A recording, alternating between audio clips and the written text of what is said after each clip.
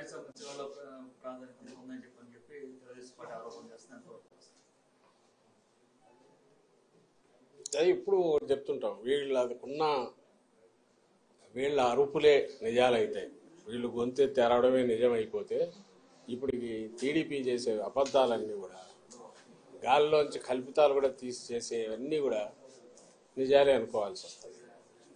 నిన్న అసలు జరిగినప్పటి నుంచే వాళ్ళు సర్దుకొని గుమ్మడికాయ దొంగ ముందు ఇంకా అప్పుడే భుజాలు తడుక్కోవడం, దొంగని అరుచుకుంటా పరిగెత్తుకుంటా పోయి తప్పించుకోవాలని చూడడం, క్లాసిక్ కేసులు ఏమైనా ఉంటాయి వీళ్ళే చేసేది. ఇప్పుడు ఈ డ్రగ్స్కు సంబంధించినంత వరకు వచ్చి పడింది అక్కడికి వైజాగ్లో ఒక భారీ సినిమా తరహాలో, సినిమా ఫ్యాక్టరీలో అది బయటకు వచ్చింది, పట్టుబడింది. సిబిఐ సెంట్రల్ గవర్నమెంట్ చెందిన సిబిఐ దాన్ని పట్టుకుంది. ఓ పక్క అది జరుగుతుంటే అసలు వీళ్ళు పెట్టి వాళ్ళు చేస్తున్న ఆరోపణలు పైత్యం ఎక్కడికి పోతుందంటే, సరే సోషల్ మీడియాలో ఎవడో కింద లేయర్లలో ఉండేవాళ్ళు ఏదో చేస్తే ఉంటే పార్టీ అధ్యక్షుడు, ఆ పార్టీ వాళ్ళు పెట్టిన జాతీయ ప్రధాన కార్యదర్శి అతని కొడుకు లోకేష్, వాళ్ళు కూడా ట్వీట్లు పెట్టడం. అసలు చంద్రబాబు నాయుడు ఆయన ముఖ్యమంత్రిగా పనిచేశాడు రాష్ట్రానికి, ఇంతకుముందు చేశాడు, ఈ రాష్ట్రానికి మళ్ళీ కావాలని పగటికెళ్ళాలి అంటున్నాడు. అతని కొడుకు ఫ్యూచర్లో ఎప్పుడన్నా అయిపోతానేమని అతను పగటికెళ్ళాలి అంటున్నాడు. ఆ బుద్ధి అన్న ఉండాలి, కొంత ఇంగితం ఉండాలి కదా. ఏం మాట్లాడుతున్నాము, ఏ స్థాయి వ్యక్తులము, మాట్లాడే ముందు మా స్థాయి కన్నా ఇది సరిపోతుందా, ఫ్యాక్ట్స్ ఏంటి, ఫ్యాక్ట్స్ లేదు మాట్లాడకూడదు అనే కనీస జ్ఞానం, కనీసం ఇంగితం అన్న ఉండాలిగా. ఇప్పుడు దానికి రిప్లై మేము ఎక్స్ప్లెనేషన్ లాగా ఇచ్చుకోవాలి. ఇప్పుడు అలా జరిగిండేది అసలు నిజంగా అది దేశంలోకి వచ్చింటే భయంకరంగా ఉండేది. లక్కీగా ఇంటి రావడము, పట్టుకోవడం అనేది ఒక పెద్ద రిలీఫ్, స్టేట్కే కాదు దేశానికి కూడా. అంత భారీ ఎత్తున వచ్చిందంటే అది ఎక్కడికి టార్గెట్ పెట్టుకున్నారో, ఎవరు పెట్టుకున్నారో అని అనుకుంటే, నువ్వు వీళ్ళే అరిచే అరుపులు చూస్తుంటే వీళ్ళే ఉన్నారేమో అనిపిస్తుంది. అట్లాగా కంపెనీల్లో ఎవరున్నారని తెలిస్తే అంతా ఈ కుటుంబాల దగ్గరగా ఉండేవాళ్ళు, బంధువులు. సాక్షాత్తు ఈయన చంద్రబాబు నాయుడు వదిన, ఇప్పుడు BJP state president Purandeswari, NT Rama Rao గారి కుమార్తె, ఆమె కొడుకు ఒక కంపెనీలో ఉన్నాడు. ఆమె వియ్యంకుడు ఆ కంపెనీలోనే పార్ట్నర్ అనుకున్నారు. వాళ్ళు ప్రమోట్ చేసిన కంపెనీనే తర్వాత డివైడ్ అయ్యింది, ఒక్కొక్కరు ఒక యాక్టివిటీ చూసుకుంటున్నారు. బయటకు వచ్చి మేము అటాక్ చేసి వీడు సంజయ్ శివాల వాళ్ళు, టీడీపీ వాళ్ళు, అట్లాంటి వాళ్ళు ఉల్టా ముందే అందుకొని హడావుడిగా రాత్రి నుంచి 10 నుంచి ఉదరగొడుతున్నారు. ఇప్పుడు ఇది కాదు, ప్రతి దాంట్లోనూ వాళ్ళు అలాగే చేస్తున్నారు ఫస్ట్ నుంచి ఇప్పటి వరకు. ఇది మళ్ళీ ఎన్నికలకు పోతున్న సమయంలో దీన్ని తీసుకొచ్చేసి మా మీద బండ వేస్తే మేము ఇది చేయాలి. ఇది ఖచ్చితంగా మేము అనుమానించేది, ఇది ఒక పెద్ద రిలీఫ్ దొరకడం అనేది. అదే గన ఊహించలేకపోతున్నాం, అది గన తప్పించుకొని బయటకు వచ్చింటే ఇది ఖచ్చితంగా టీడీపీకి సంబంధించిన నాయకుల రోల్ ఉందని గట్టిగా అనుమానిస్తున్నాం. మామూలుగా అయితే రిలీఫ్ ఫీల్ అయ్యేవాళ్ళం, అయితే వాళ్ళ ఉలికిపాటు చూస్తుంటే, వాళ్ళు దాన్ని తెచ్చి మా మీద వేయాలని చూస్తుంటే, ప్రభుత్వం మీద వేయాలని చూస్తుంటే, వైఎస్ఆర్ కాంగ్రెస్ పార్టీ మీద నింద వేయాలని చూస్తుంటే ఇప్పుడు అనిపిస్తుంది వీళ్ళు తప్పించుకోవడానికే మా మీద నింద వేస్తున్నారని. దీని మీద ఖచ్చితంగా చంద్రబాబు నాయుడు, ఆయన కొడుకు, ఆయన వదిన పురంధేశ్వరి, వాళ్లకు సంబంధించిన వాళ్ళు, ఆ గ్యాంగ్ ఎవరో ఉన్నారనేది గట్టిగా అనుమానిస్తున్నాం. ఆ మేరకు కన్సర్న్డ్ ఏజెన్సీస్ కూడా మేము పిటిషన్లు పెడుతున్నాం. ఐ థింక్ సిబిఐ యాంగిల్లో కూడా చూడాలని మేము భావిస్తున్నాం. సార్ అంటే ఈ రోజు డ్రగ్ కేసు, టెస్ట్ కేసు చూస్తా ఉంటే టీడీపీ వాళ్ళతో లింక్ అప్ అయిన ఫోటోలన్నీ కూడా బయటకు వచ్చినాయి. మొన్నేమో పవన్ కళ్యాణ్ ఆంధ్రప్రదేశ్ ని డ్రగ్ క్యాపిటల్ గా మార్చేసిన ఆయన. వీళ్ళు గ్రౌండ్ ప్రిపేర్ చేసుకుంటున్నారు. మీరు గమనిస్తే డ్రగ్ రిలేటెడ్ గంజాయి, మన స్టేట్ లో అంటే గంజాయి మెయిన్, దాని మీదనే ఉండేవాళ్ళు. ఇంతకుముందు టోకెన్ గా ఎప్పుడన్నా జరిగేవి, నామకా వస్తే దాడులు జరుగుతుండేవి, తగలబెట్టేవాళ్ళు. మీరు గమనిస్తే ఉమ్మడి స్టేట్ లో అట్లాగే ఉండేది. అలా ఇంకా టీడీపీ హయాంలో అయితే అది మామూలు మన పంట మాదిరి పండించినారు. అప్పట్లో టీడీపీ నాయకులే ఒకరి మీద ఒకరు అలిగేషన్స్ కూడా చేసుకున్నారు. ఉత్తరాంధ్రలో వాళ్ళ కన్సర్న్లోనే జరుగుతుంది. 100 కోట్లు సంపాదిస్తున్నారు, 1000 కోట్లు సంపాదిస్తున్నారని చూస్తున్నట్టు చంద్రబాబు నాయుడు కూడా వదిలేస్తున్నారు. ఈ మా గవర్నమెంట్ వచ్చాక, జగన్మోహన్ రెడ్డి గారి గవర్నమెంట్ వచ్చాకనే నాట్ ఓన్లీ ఆ సాగును ధ్వంసం చేయడమే కాకుండా ప్రత్యామ్నాయ జీవనోపాధి కూడా కల్పించి అట్రాక్టివ్, ఆకర్షణీయమైంది. ఎందుకంటే దాంట్లో వచ్చే తక్కువ కష్టానికి ఎక్కువ ఫలితం వస్తుంది కాబట్టి దానికే అలవాటు పడి ఇంకా వేరే వైపు చూడని అటు ఆ ప్రాంతం ప్రజలందరికీ కూడా అది సరిహద్దు ప్రాంతంలో ఉండే వాళ్ళందరికీ ప్రత్యామ్నాయ పంటలను చూపించింది మా ప్రభుత్వం. దానికోసం సెంట్రల్ గవర్నమెంట్ కూడా హోమ్ డిపార్ట్మెంట్ కూడా ప్రైజ్ చేసింది. ఏపీ నెంబర్ 1 నిలబడింది. ఏది ఈ ఆపరేషన్ పరివర్తన అని, ఆపరేషన్ నవోదయం అని. ఎవరైతే ఈ సాగు మీద డిపెండ్ అయిన ప్రజలు కానీ బార్డర్ వీళ్ళు కానీ దానికి అలవాటు పడిన వాళ్ళను దాని నుంచి మళ్లించడంలో ఏపీ నెంబర్ 1 అనేది నిలబడింది. దానికోసం ఎస్సీబీ అదే పని మీద ఉంది. ఎస్సీబీ పెట్టిన తర్వాత 11,000-12,000 ఎకరాల్లో సాగును ధ్వంసం చేశారు. అంతటితో మళ్ళీ వాళ్ళు దాని వైపు పోకుండా different crops, alternative crops, remunerative క్రాప్స్ను అక్కడ ప్రమోట్ చేసి వాళ్లకు జీవనోపాధి కల్పించి అది కన్సిస్టెంట్గా నడుస్తుంది. ఉక్కుపాదం అంటే రియల్ సెన్స్లో మోపడమే కాకుండా ఆ ప్రజలు మళ్ళీ సర్వైవ్ అయి బాగా ఎదగడానికి అవసరమైన ఏర్పాట్లు కూడా చేసింది ఈ ప్రభుత్వం. అలాగే ఈ కంపెనీ ఏది చెప్తున్నారో ఆ కంపెనీ తప్పుడు పనులు చేస్తే యాక్షన్ తీసుకుంది ఈ ప్రభుత్వం, మా జగన్మోహన్ రెడ్డి గారి ప్రభుత్వం, వైఎస్ఆర్సీపీ ప్రభుత్వం. ఇప్పుడు ఇంపోర్ట్ చేసుకున్నారు, డ్రగ్ ఇంపోర్ట్ చేసుకున్నారు, డ్రగ్స్ దొరికి ఆయన కంటైనర్కి సంబంధించిన కంపెనీ. ఇటు చూసేది ఈ వైపు నుంచి డ్రగ్స్ను వాడకాన్ని తగ్గించడానికో గంజాయి సాగును అసలు ఎరాడికేట్ చేయడము, వాళ్ళు మళ్ళీ ఆ వైపు చూడనవసరం లేకుండా రెమ్యూనరేటివ్ ఆల్టర్నేటివ్ ఇది మన క్రాప్స్ వాటిని వాళ్ళకి అలవాటు చేయడము, ఇది జరిగి కన్సిస్టెంట్గా పోతుంది. ఎవ్రీబడికి మీరు మీడియా కూడా కవర్ చూడొచ్చు, పోయి వస్తున్నాయి కదా స్టోరీస్. బార్డర్లో కట్టుదిట్టం చేశారు, స్పెషల్ ఏజెన్సీని పెడితే దాన్ని నువ్వు ఎలాగో ప్రైజ్ చేయలేవు, నీ వల్ల కాలే. 14-19 మధ్య నువ్వు దాన్ని అసలు గంజాయి సాగు 3 పూలు 6 కాయలుగా నువ్వు ఇదేట్టు నువ్వు చేసావు, చంద్రబాబు నాయుడు చేశాడు. ఈరోజు దాన్ని ఎరాడికేట్ చేసిన మా మీద నేను ఇంతకుముందు అన్నట్టు దొంగ అన్నట్టు మా మీద నిందలు వేసే ప్రయత్నం చేస్తున్నారు. ప్రతి దాంట్లో ఇదే పని చేస్తున్నారు. ఈరోజు ఎన్నికల సమయంలో కూడా మాట్లాడడానికి ఏం లేక చెప్పడానికి 1,00,000 ఉంటాయి. ఎన్నికలు వస్తే మేమేం చేస్తామో మీరేం చేయలేదు చెప్పాలా, లేదా మేము గతంలో ఏం చేసామో వాళ్ళు చెప్పాలా, లేదా రేపు దాని మీద ఆధారపడి రేపు ఇది చేస్తామని చెప్పుకోవాలి. ఆ ఇది లేదు కాబట్టి ఈ తప్పుడు నిందలు ఈ పర్టికులర్ కేసులో అయితే వాళ్ళు తప్పించుకోవడానికి మా మీద బండలు వేస్తున్నారనేది మేము భావిస్తున్నాం. అందుకే ఆ కన్సర్న్ ఏజెన్సీకి ప్రెస్ కౌన్సిల్ కూడా కంప్లైంట్ పంపుతున్నాం. ఈనాడు, ఆంధ్రజ్యోతి వాళ్ళ తప్పుడు రాతలు, ఆ ఛానల్స్ వాటన్నిటి మీద కూడా లెటర్సీ. అయితే ఇది కన్సిస్టెంట్గా ఈ తప్పుడు ప్రచారం, అబద్ధాలు రిపీటెడ్గా మాట్లాడడం అనేది టీడీపీకి అలవాటైంది. రాష్ట్ర ప్రజలు గమనించాలి. లోకేష్ కూడా ట్వీట్ చేశారు కదా మార్నింగ్, బ్రెజిల్లో అవినీతి జరుగుతుంది, దానికి వైసీపీ ముఖ్య నేత కుటుంబ సభ్యులు ప్రమేయం ఉందనే విషయం గతంలోనే చెప్తాను, ఇప్పుడు రుజువు అయిందని ఒక ట్వీట్ కూడా చేశారు. వీడియో కూడా ట్వీట్ చేశారు. ఎల్లో మీడియా చౌకబారు ఏదన్నా థర్డ్ రేట్ కూడా కాదు, అంతకంటే హీనమైన స్థాయి ఎవడన్నా ఉన్నాడంటే అతనే లోకేష్ అనుకుంటా. లేకపోతే దేనికి ట్వీట్ చేస్తున్నాడో తెలియదు, అసలు ఎందుకు చేస్తున్నాడో తెలియదు.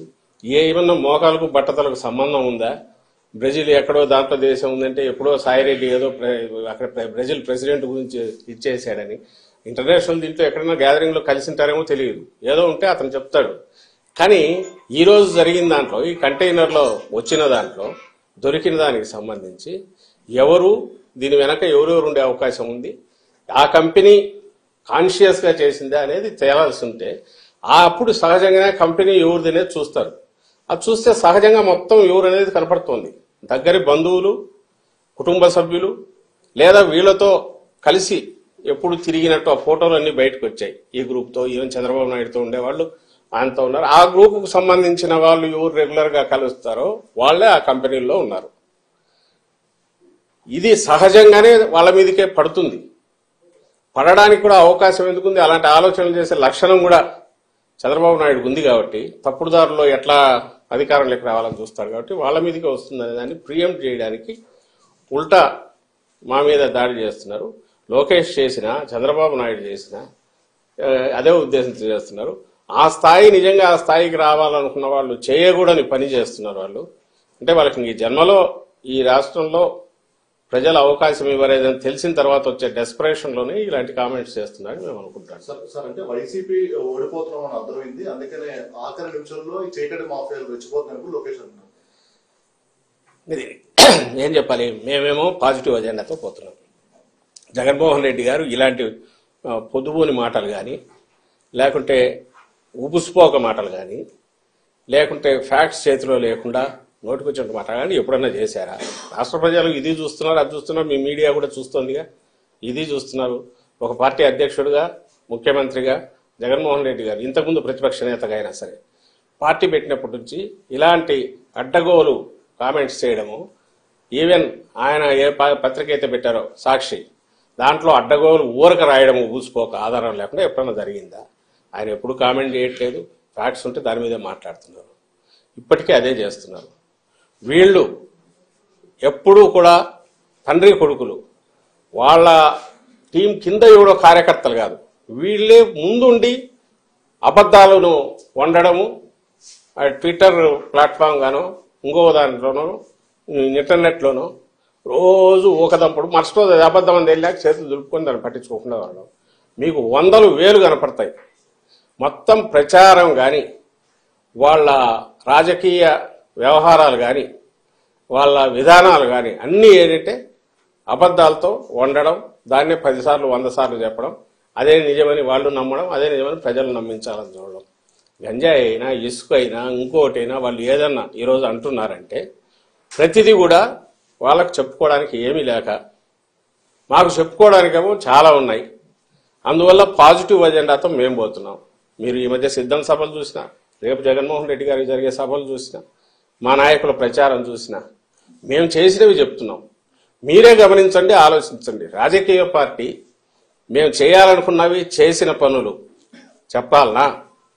ఒక థర్డ్ రేటు పల్ప్ బుక్లో వచ్చినట్టు ఫిక్షను దాన్ని పట్టుకొని అవి వాటికి సంబంధించినవో, ఏదో వ్యక్తిత్వ హననం చేసి వాటికి సంబంధించినవో, క్యారెక్టర్ అసాసినేషన్కు పాల్పడి ఇవన్నీ తెచ్చి మీడియా ద్వారా ఉండి ఇదే ప్రజలకు అవసరమైన రాజకీయం అన్నట్టు చేయడం, అది రియల్ రాజకీయమా? అది కాదని రిజెక్ట్ చేశారు. ఇప్పుడే 19లో రిజెక్ట్ చేశారు. ఈసారి కూడా వాళ్ళకు ఏమీ లేదు చెప్పడానికి. ఈవెన్ వాళ్ళు అనుకుంటున్న హామీలు రిపీటెడ్గా చెప్పడానికి కూడా భయపడుతున్నారు. ఎందుకంటే నువ్వు నిన్న ఏం చేసావని అడుగుతారు. 14-19 మధ్య చేయలేదు కదా, అబద్ధాలు ఆడినావు, ఇచ్చిన అబద్ధపు హామీలు ఒక్కటి నిలబెట్టుకోలే కదా అనేది అడుగుతారు. అందుకోసం వాడి జోలు కూడా పోవట్లా. రేపు ఏదో చేస్తామని చెప్పాలంటే భయం, నిన్న ఏం చేసావని జనం అడుగుతారని. అందుకని రోజు ఏదో ఒకటి, రోజు నిన్న ఎక్కడో ఎలక్షన్ కమిషన్ పద్ధతులు వేస్తాను ఏదో ఒకటి ఇవ్వడం ఈ మధ్య మొదలైంది. దానికి వచ్చేసి దాని మీద ఇమ్మీడియట్ బ్యానర్ స్టోరీస్ రాయడం, ఏదో అయిపోయింది కొబ్బరాడు. ఏమీ కావట్లా. రాష్ట్రం నిక్షేపంగా ఉంది, బ్రహ్మాండంగా ఉంది. ఎన్నికలకు మళ్ళీ పోతున్న దశలో పూర్తి పాజిటివ్ ఇది వేవ్ మాకు కనిపిస్తోంది. అందుకే మేము ఎక్కడ పోయినా ఆదరణ అట్లుంది. అది సహించలేక రేపు ఎన్నికల్లో 23 కంటే ఇంకా హీనం పోయి 0-0కు దగ్గరగా వచ్చే సింగిల్ డిజిట్కో లేదా 0కో కన్ఫైన్ అయ్యి పరిమితమయ్యే పరిస్థితిలో నేపథ్యంలో దాన్ని ఎక్స్ప్లెయిన్ చేయడానికి అవసరమైన గ్రౌండ్ ఇప్పుడు ప్రిపేర్ చేసుకుంటోంది తెలుగుదేశం పార్టీ కానీ, ఆ పార్టీ అధ్యక్షుడు కానీ, ఆ పార్టీ జాతీయ ప్రధాన కార్యదర్శి ఆయన కుమారుడు లోకేష్ కానీ, లేదా ఆయన వెనక వాళ్ళ దత్తపుత్రుడు పవన్ కళ్యాణ్ కానీ రేపు పోయిన తర్వాత ఈరోజు వాళ్ళు ఏమేమి వీటేమంటారు అడ్డగోలు వ్యాఖ్యలు చేశారు, ఇవన్నీ మేము ఆ రోజు చెప్పాం. వీటన్నిటి వల్ల ఈ వైఎస్ఆర్ కాంగ్రెస్ పార్టీ ఈ విజయం వచ్చింది, ఇది ప్రజలు ఇచ్చింది కాదు అని చెప్పడానికి గ్రౌండ్ ఈ రోజు నుంచి ప్రిపేర్ చేసుకుంటున్నారు. రెండవది వాళ్ళకి చెప్పడానికి ఏం లేదు కాబట్టి నోటికి వచ్చినట్టు కారు కూతలు కూస్తున్నారు.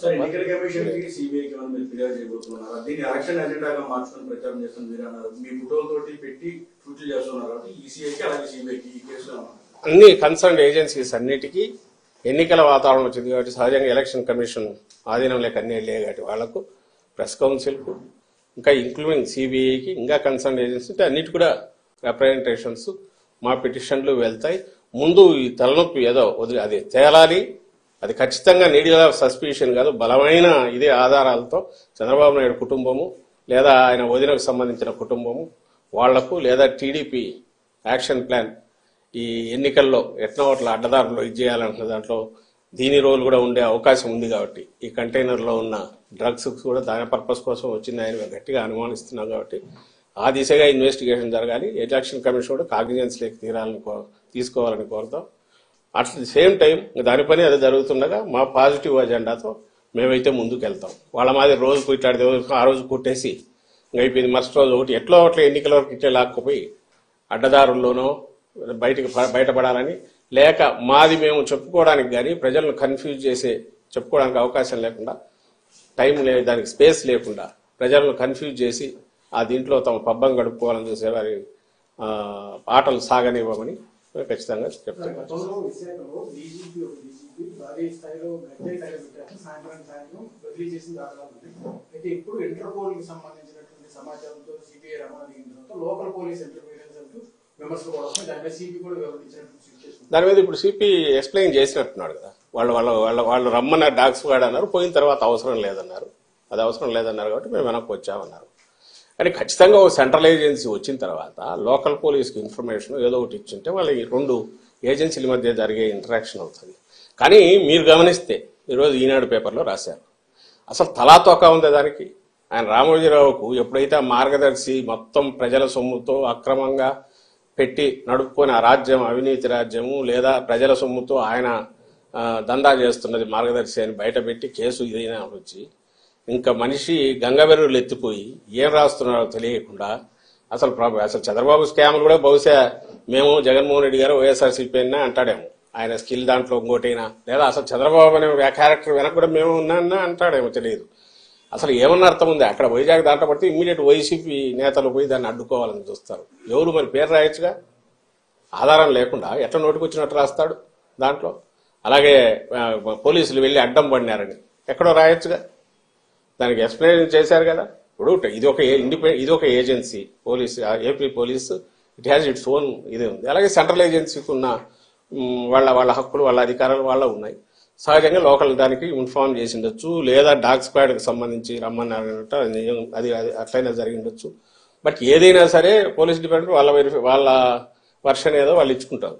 బట్ న్యూస్ పేపర్గా ఈయన రాసేటప్పుడు ఈరోజు వాళ్ళు చంద్రబాబు నాయుడు, సాక్షాత్ చంద్రబాబు నాయుడు అన్నట్టు 19 వరకు ఒక 5 ఏళ్ళు ముఖ్యమంత్రి, అంతకుముందు ముఖ్యమంత్రిగా ఉన్న వ్యక్తి అంత క్యాజువల్ కామెంట్ చేస్తాడా? దాంట్లో ట్వీట్లో వీళ్ళు పోయి అడ్డం పడినారు, అలాగే ఎవరో పోయి ప్రెజర్ తీసుకొచ్చారని చేయగలరా? ఎవరైనా చేస్తారా? సిస్టమ్ మీద గౌరవం లేని వ్యక్తి అతను. తన అపోజిషన్లో ఉంటే ఎంటైర్ లోకం అంతా చండాలంగా ఉంది, తన రూలింగ్లో ఉంటే తను మాత్రం అప్పుడు బాగుంటాడు, తను ఎత్తిపోయే టైం కింద వాళ్ళ మీద నిందలేస్తాడు. ఇతని మాదిరి పంచాయతీలు చేసే లక్షణం జగన్మోహన్ రెడ్డి గారికి లేదు. మీరు గమనించారు, ఇక్కడ స్టేట్లో ఆఫీసర్ల మీద దౌర్జన్యాలు జరిగినా, గొడవలు జరిగినా తను పిలిచి పంచాయతీలు చేసిన ఏమంటారు మన ఒక చాలా లోకల్ స్థాయి, వీధి స్థాయి, కౌన్సిలర్ స్థాయి మనస్తత్వం కలిగిన వ్యక్తి చంద్రబాబు నాయుడు. అదే ఇది అందరికీ ఉందన్నట్టు చూపాలని చూస్తాడు. జగన్మోహన్ రెడ్డి గారు ఎప్పుడు అట్లా చేయలే. ఈవెన్ గవర్నమెంట్లో ఉన్నప్పుడు కూడా స్టేట్ ఏజెన్సీలు కానీ సెంట్రల్ వాటికి సంబంధించి అయితే తను డైరెక్ట్ కానీ ఎవరి పని వాళ్ళది ఉంటుంది, వాళ్ళు చేసుకోవాలని గౌరవించే వ్యక్తి. ఇక్కడ కూడా అలాగే జరిగింది. ఒకవేళ నిజంగా ఎవరన్నా చేశారని వీళ్ళు అంటే దానికి ఆధారాలన్నా చూపాలి. ఇదిగో ఈ కారణం వల్ల ఎట్లన్నాం, ఈ కారణాల వల్ల ఎట్లన్నాం అంటే ఆ డిపార్ట్మెంట్ ఎక్స్ప్లెనేషన్ ఇస్తుంది. ఆ డిపార్ట్మెంట్ దానికి సంబంధించి వాళ్ళ వర్షన్ చెప్పుకుంటుంది. అంతేగాని నోరు ఉంది కదా, లేదా పేపర్ ఉంది కదా, లేదా నన్ను జగన్మోహన్ రెడ్డి గారు చేసినట్టు ప్రభుత్వం కదా సిఐడి కేసు పెడితే రామోజీరావు ఫీల్ అయిన ఆయన కథ రాసి నాకు సర్క్యులేషన్ ఉంది కాబట్టి జనంలోకి అది వేసేస్తే అబద్ధం కథ, అది చదివి జనం అందరు నవ్వుతారంటే ఆ కాలాలు మారిపోయినాయి. ఇప్పుడు కాదు, ఎవరికి వాళ్ళకి తలకాయ ఉంది, జనం కూడా ఆలోచిస్తారు అనే ఇంగితం ఆ రామోజీరావు కానీ, లేదా రాధాకృష్ణ కానీ, లేదా చంద్రబాబు నాయుడు కానీ వాళ్ళందరికీ ఉండాలని కోరుకుంటున్నాను.